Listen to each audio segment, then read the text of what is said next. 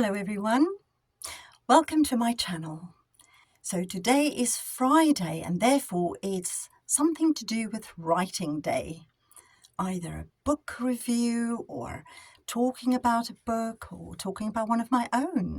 And as it happens, my novella, The Servitor, is currently on sale this whole month for Halloween. It's available at 99 cents or 99p. On Amazon, and I will post the links below this video. So I thought today I would read you a little excerpt from the book because I haven't quite finished the audiobook for it yet, but it's coming soon. So I thought I'd introduce you to it if you haven't read it yet or you haven't heard of it yet. So let's go. Now, before I start, I will say I'm looking here on my computer to read it because I haven't got my book here in my hands, and I can make the font much bigger here so I can see what I'm doing. So if I'm looking away, that's what I'm doing. I'm reading for you here.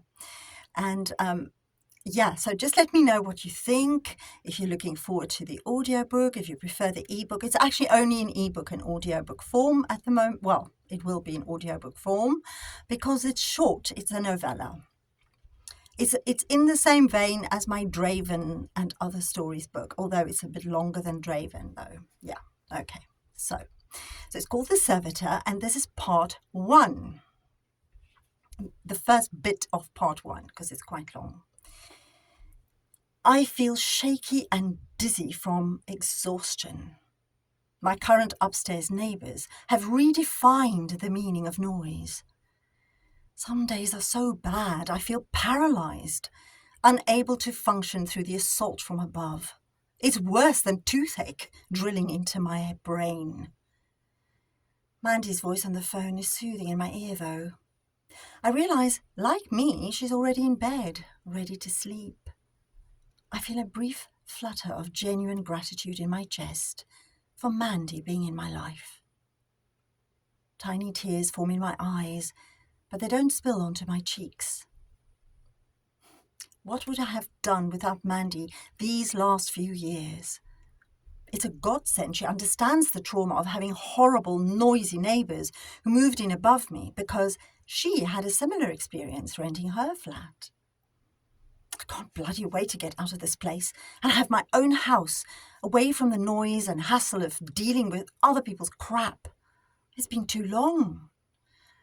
I counted the other day that it's been 10 long years of renting and dealing with noise above my head because finding a top-floor flat in London has been almost impossible. Then there's Tosca. I wanted her to have an easy access to whatever small garden any of the flats I rented had.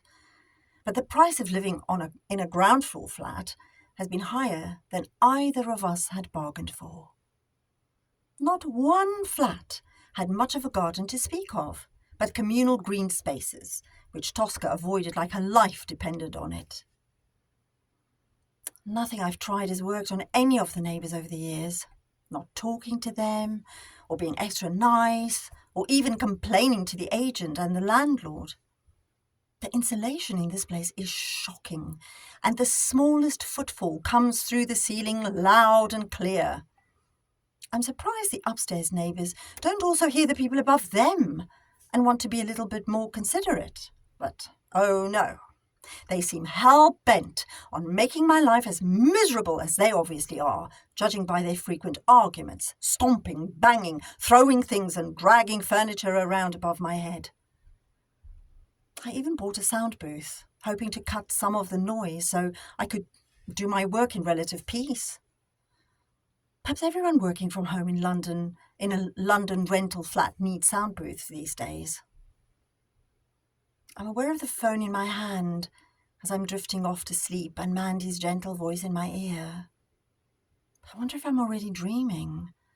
Her voice drifts away, but I could swear she said something about using magic to ward off the noisy neighbours.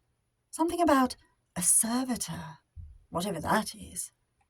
But I'm too sleepy to ask. I'll check in with her about it tomorrow, when hopefully I'll have more energy, providing the people upstairs don't wake me up again at 3 o'clock in the morning, as they often do. Don't they ever sleep? How they function is beyond me. I am shattered, physically, mentally, emotionally, and spiritually. But the worst of it is the awful trauma my poor cat suffers. Tosca doesn't deserve this. No animal does. No one does. So that's a short snippet from the first part of The Servitor. I hope you enjoyed it and that you'll join me next time when I'll read a little bit more for you. So until then, mwah!